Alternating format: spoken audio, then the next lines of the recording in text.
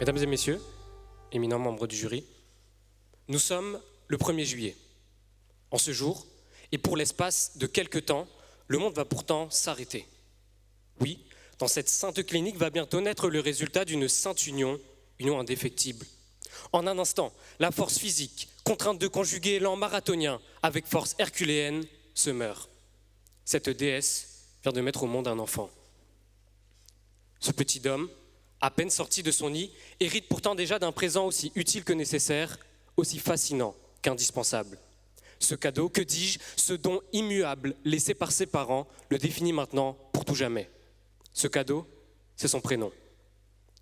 Aussi important soit-il, il est aujourd'hui affligeant de constater que certaines personnes sont jugées, cataloguées, presque étiquetées en raison de leur prénom. Dans son premier article, la DUDH dispose, je cite, que tous les êtres humains naissent libres et égaux en dignité et en droit. Mais dans certains domaines, cette égalité n'est pas visible. J'aimerais, à titre d'exemple, prendre le monde du travail. La direction de l'animation de la recherche, des études et des statistiques nous fait remarquer qu'en moyenne, à qualité comparable, les candidatures dont l'identité suggère une origine maghrébine ont 31,5% de chances en moins d'être recontactées par les recruteurs que les personnes portant un prénom et un nom d'origine française. Rendez-vous compte, mesdames et messieurs, visualisez-vous à la place de ces personnes en quête d'un emploi. Vous laissez devancer par une personne uniquement car son prénom paraît moins étranger aux yeux des recruteurs. Comment diriez-vous au petit enfant né précédemment que le choix de son prénom peut définir sa carrière professionnelle ? Comment se fait-il que s'appeler Aziz, Aïcha, Mustapha, Mohamed ou encore Zinedine peut réduire nos chances de réussir ? Et ce n'est pas tout. Dans une enquête réalisée par le gouvernement au sein de 40 entreprises françaises, pas moins de 7 d'entre elles feraient preuve de discrimination, notamment envers les candidats dont le prénom a une consonance maghrébine. Et puis pensons également aux jeunes sans expérience professionnelle. Selon l'Organisation internationale du travail, 1/3 d'entre eux seraient victimes de discrimination. Devant ces tristes réalités, cette égalité pourtant garantie par la DUDH peut paraître utopique. Devant ces réalités, certains décident donc de faire preuve de ruse et changent leur prénom. Entre autres, un écrivain d'origine algérienne déclare avoir reçu des centaines d'appels après avoir modifié son prénom dans un CV. Auparavant, il n'avait la réponse d'aucun recruteur malgré l'obtention de 2 masters. Et il précise même que depuis son changement de prénom, je cite, « Je n'ai jamais postulé pour un poste. Ils viennent me chercher à chaque fois. » Cher public, cher jury, voyez, comme aujourd'hui, il est affligeant de constater qu'il faut parfois employer de grands moyens pour se faire entendre. Les familles issues de diverses origines devraient-elles vraiment franciser les prénoms de leurs enfants au motif d'une meilleure intégration ? Devraient-elles vraiment renier leur histoire, leur origine et l'héritage culturel transmis par leurs ancêtres ? Non, personne ne devrait faire cela. Aucun de nous ne le mérite. En effet, telles des semences, les prénoms doivent pouvoir germer et grandir. À l'image de plantes, certains prénoms peuvent être perçus comme des variétés rares et d'autres comme plus courants, mais qu'importe. L'important est de cultiver un jardin où toutes les variétés peuvent prospérer sans être freinées.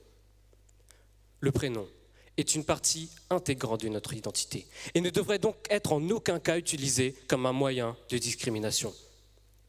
Mais malgré tout, ces situations arrivent tout de même. Elles peuvent se manifester quotidiennement au travail, à l'école ou dans les lieux publics. Alors, cher public, cher jury, mettez-vous à leur place.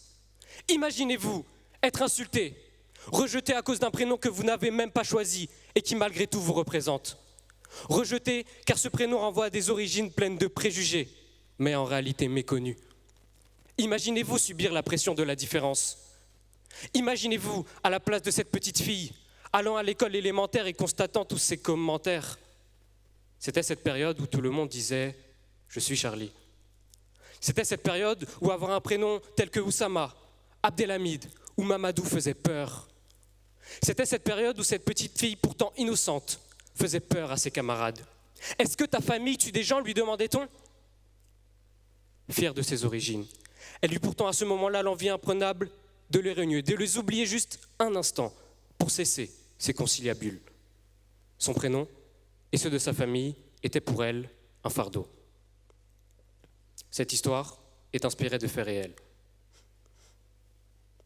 Selon l'article 7 de la DUDH, tous sont égaux devant la loi et ont droit sans distinction à une égale protection de la loi. Tous ont droit à une protection égale contre toute discrimination.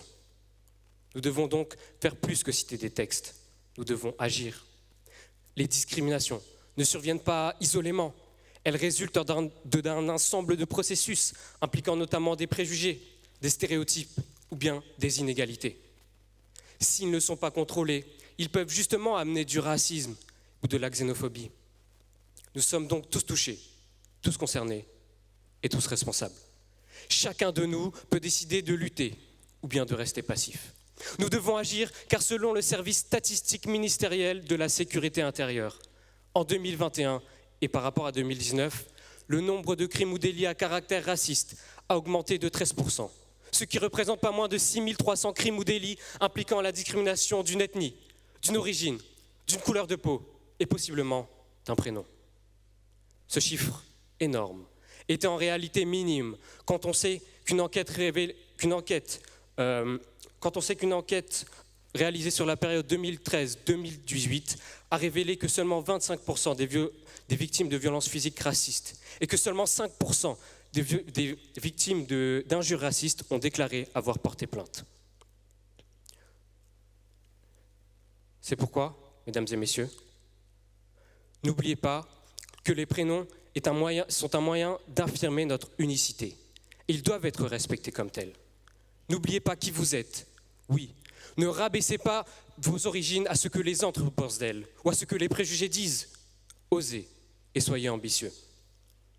Chaque personne a le droit de porter le prénom de son choix. Et l'article 7 de la DUDH nous le rappelle. Rappelons-nous donc que la différence est ce qui rend notre société forte et riche. Nous devons accepter les différences et les célébrer, non les rejeter. C'est pourquoi j'ai un rêve. Je rêve qu'un jour, des personnes de tout milieu social et de toutes origines aient réellement les mêmes chances de réussir. Je rêve qu'un jour, le prénom ne soit pas une source de préjugés. Je rêve même que mes enfants vivront un jour dans une nation où ils ne seront pas jugés sur leur prénom, mais sur la valeur de leur caractère et de leur travail. Voici le rêve que je fais aujourd'hui. Je vous remercie.